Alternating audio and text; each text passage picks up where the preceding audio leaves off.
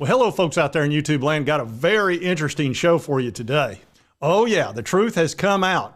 Why Saban retired. We're going to get all into that. It's super interesting, and I think you'll enjoy finding out the real reason that Saban retired. Also going to have a little update. Tennessee picked up a nice 4-star and moved into the top 10 in recruiting. We're going to cover a little bit of recruiting news, but let's get into this big story about Nick Saban.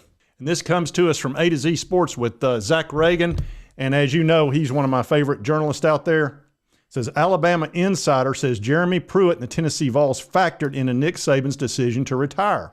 And Alabama Insider, D. Armand, told Dave Hooker, and we'll get into that. I'm going to show you a couple of clips out of this interview. It says Saban's inability to hire Pruitt thanks to the NCAA recruiting investigation cost the former Tennessee head coach's job back in 2021. We covered the crap out of that. He wouldn't cooperate, and they went through a bunch of crap with him, and he got, of course, show cause and all that kind of stuff, and he's not able to coach in college football right now.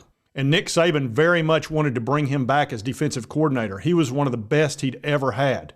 And his inability to secure a defensive coordinator because of the threat of retirement, because Nick Saban had kind of, put word out that he wasn't sure how long he was going to continue to coach, that made it difficult to find a defensive coordinator. And Pruitt would have been the ideal fit for him. And we covered that a lot, that it looked like he was heavily trying to get Pruitt back. And now I'm going to play you a little clip. Again, this is Dave Hooker from Off the Hook, which I watch that from time to time. It's on, I believe, at 10 a.m., and he does a live show with Caleb Calhoun. Now, if you've watched this show any, Dave and Caleb play off each other pretty well. Caleb is fiercely independent, whereas Dave's a little bit more of a Tennessee guy, but they do a good job. And anyway, this is a very good interview.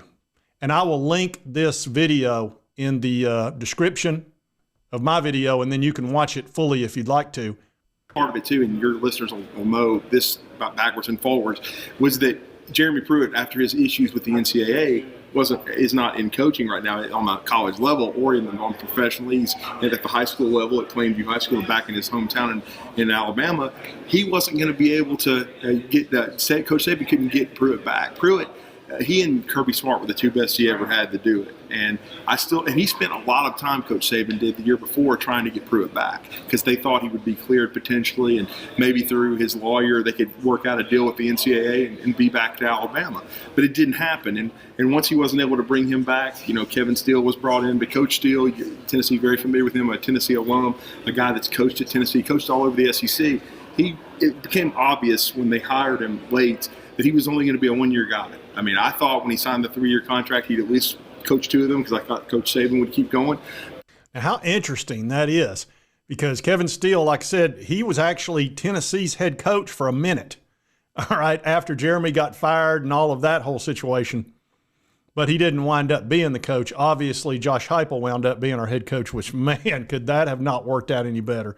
Good grief. Danny White, I questioned that hire. I wasn't happy about it. If you'll remember it, man, was I wrong. I was not exactly right. I couldn't have been more wrong. Josh Heupel's been a home run hire. And from that point forward, Danny White, whoever you want, just go ahead and hire him. He picked up Kim Caldwell for our head coach for our Lady Vols. I think she's going to be dynamite. I don't question Danny anymore. Coach Steele decided he wanted to retire. For a lot of these old school guys, the NIL, the transfer portal, they just don't want to deal with it. And so Coach Steele had a great career, decides to hang it up. And so last year, they tried to give T-Rob more responsibility, but there was a lot on Coach Saban's plate. And Kevin Steele just didn't have the energy to keep going. And he knew after the season, I've got to find a DC. And because it was just one of those things where, look, T-Rob's a great recruiter, a great secondary guy, but he's not a defensive coordinator. And he wanted T-Rob to stay in that role, but T-Rob wanted to be a DC, wanted to, continue to and move up the ladder. And also, word started to leak out. T-Rob wasn't sure Coach Saban was going to continue to be there. He's like, I don't know. I don't want to commit to something long term because, again, I don't know if you're going to be here. And so he tried to reach out. He tried to hire Bo Davis. same thing. I mean, Bo and Coach Saban have a very good relationship. But, Bo was like, Coach, I love you, but I don't know how long you're going to be there. And so it was just becoming very hard to put a staff together. How interesting. So it sounds like Nick Saban was doing a lot of the defensive coordinator coaching, and he didn't want to continue that, which makes sense. I mean, he was getting up there in the years, getting a little long in the tooth. And being a head coach and all the responsibilities of that, which is massive, plus he owns 97 Mercedes dealerships, so okay, it's not that many, but there's a lot. Then he's got to do all his commercials. Affleck. So Saban's got his plate full to begin with. Then to have to go be defensive coordinator, which is a full-time job and a big one, it's just too much. And he couldn't find a defensive coordinator because they're all like, how long are you going to be there, coach?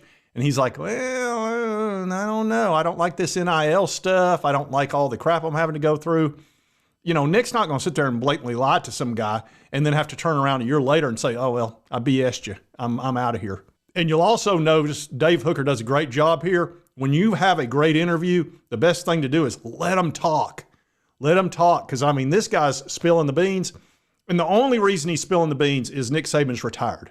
There is no way we would have found out all this if Nick Saban was still the head coach. 0% chance of that. But now that he's retired, we're getting these great stories, and we're finding out the real reason he retired. It wasn't all NIL. Jeremy Pruitt played a huge role in it, which just interests the crap out of me. And let's let him finish this up. I don't want to put words in your mouth. Are you telling me that if Jeremy Pruitt was available, didn't have the NCAA issues, that Nick Saban might still be the head coach? I think there's a great chance. Because I just think Jeremy, if you go back and look at the run Jeremy had under coach when he took over after Kirby left in 2015, 16, 17. 16 was his most talented team that didn't win it. And 3 key injuries, Bo Scarborough, Sean Dion Hamilton, Eddie Jackson kind of derailed that. But they had a great team. They won it all in 17, and then Jeremy came to Tennessee. So, but I just think that he and don't forget, the first hire Nick Saban ever had at Alabama was Jeremy Pruitt. He hired him from Hoover High School to be the first analyst that nobody had ever heard of. So they had a very good relationship, very close relationship, and I still believe if he could have brought in Pruitt and hadn't had to take on so much of a heavy load defensively, I still think there's a chance he might have stayed because I just think that he had a hard time because Pete Golding, he tried to mold Pete into the same kind of guy that he did Will Muschamp at LSU, Kirby and Pruitt. But I just don't think, and we'll see, he's going to get his shot at Ole Miss this year because Pete, they got a great roster. A lot of people think they're going to make the playoff. I don't think Pete's elite. 5 years of Saban, it's not easy to work for him. And so I think Coach Saban wanted to go back to what he's familiar with. That's Jeremy Pruitt, and he couldn't get it. And what I mean by that is I think it was the first domino in the thing that kind of led to him retiring because Jeremy Pruitt knows his system backwards and forwards, and he knew how to, adapt it. He was the first one to get Coach Saban to simplify it when he was there in 16 and 17. So not being able to bring Jeremy back, I think, was the first in a few dominoes that fell that ultimately drove Nick Saban to retire. But, Man, that was really interesting to hear the behind the scenes of the Jeremy Pruitt and then Nick Saban and the thinking behind Pete Golding and all his previous defensive coordinators like Kirby Smart, who he obviously thinks Kirby and Jeremy were the best that he ever had, which I would agree with that. You can say what you want about Jeremy Pruitt. He was a great defensive coordinator. Head coaching, terrible. He's out there paying $60,000 worth of money, worth of cash and compensation to players, which I give him a little bit of grace on because in today's day and age, that would be a backup punter. But back in 2020 or 21, it was against the rules completely. So anyway, I'm sure y'all found that interesting. I did as well. And again, watch the whole thing. It's in the description. And now you know the rest of the story. Who used to say that? Now you know the rest of the story. Tell me in the comment section. I'm drawing a blank. I could look it up, but I don't want to. I want y'all to tell me. All right, now let's get into Christian Gass, who just committed to the VOLS. Paul Harvey. And now you know the rest of the story. All right, folks, we just picked up 4-star Christian Gass. Let's see, he's ranked number 85 nationally on On3, 124 ESPN, which I don't really count ESPN. 247 still got him as a 3-star. But his average, which is what I go by, is 225. So that's a rock-solid 4-star. And Christian Gass, man, he's got the jets. He's going to be a very good linebacker. He could also play edge. Let's watch a little bit of his highlights. All right, now here you see him coming off the edge. That's one of the reasons they want to see him as edge, and the speed is ridiculous. This guy's, like I said, he's got the jets. Here you see him again. Now he can play as a linebacker and play in coverage because he's not huge. He's 6'3", 210, but he will lay the hammer down on you. So that's why they're looking at him as linebacker. He could, and Tennessee needs cover linebackers. Now watch this right here. This is outstanding. Nice little deflection, knock it down. Probably could have picked that off, actually. Okay, here he's playing outside linebacker. Let's see if he rushes or if he pulls back. I have not actually watched this one. Okay, now he's just going to play the run. Kabang. He always nails them, too. Man, he will flat hit you. That's the thing about those guys that are like 210 that have speed. They'll just hammer you. Yeah. So you can see he's a terrific player. And the thing I like the best about him is his quickness. When you've got a guy that can play linebacker or edge, and he can also rush, and even when he's playing linebacker, he still can sneak up and rush, which that makes it real hard on the offensive line. You can confuse them. So this is a guy that could play either role depending on what the defense calls. So this is a very nice pickup for the Vols. I'm glad to see, and they're in the top 10, by the way. And I showed you this last time we were covering recruiting, that Tennessee, if they got anybody good, would pop up in the top 10 because we were so close on the numbers. And we've now got 18 players. We've got probably going to pick up 5 more. I think we're going to get like 23. Remember, we still have some scholarships to give up because of the Jeremy Pruitt and the 60 grand and and it was not a McDonald's bag. People say McDonald's. It was a Chick-fil-A bag. Details matter. Anyway, now we're back in the top 10, which is great. I think we're going to finish in the top 10 when it's all said and done because we still have a lot of players to pick up. And a lot of the teams that are behind us, I don't think they'll get in front of us, but, we'll see. Notre Dame is probably going to drop out of the top 10, I would expect. They got too many 3-stars. Man, Oregon's doing a great job. This dadgum Alabama, they're sitting at number 1. Jeez. I really thought Kalen DeBoer would struggle a little bit with recruiting, but he's not struggled at all. So anyway, very good news for the Vols to get in the top 10. You need to finish at least in the top 10 if you're going to try to compete with the Alabamas and the Georgias of the world, because guess what? We play both of them every year. That's just a fact. It's one of the things that I'm so fired up about the 12-team playoff.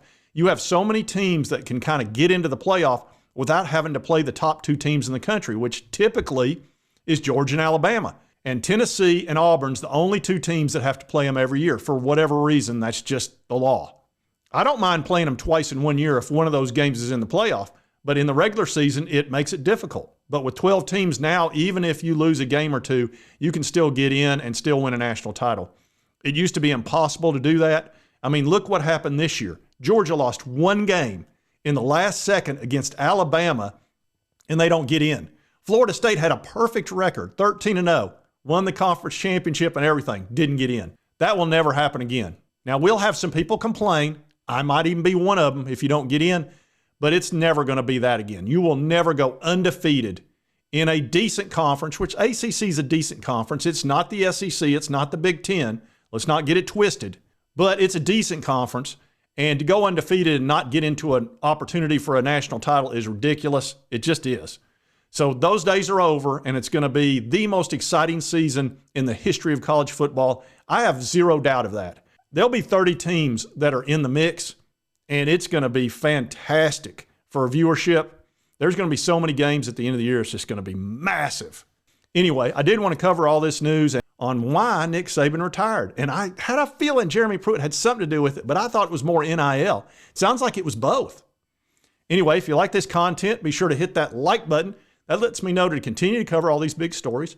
If you have not subscribed, hit this little button right here. Anyway, I hope you did enjoy it. And right here's the most recent video YouTube thinks you'll enjoy based on your viewing history. And we'll see you next time on Sports Talk J.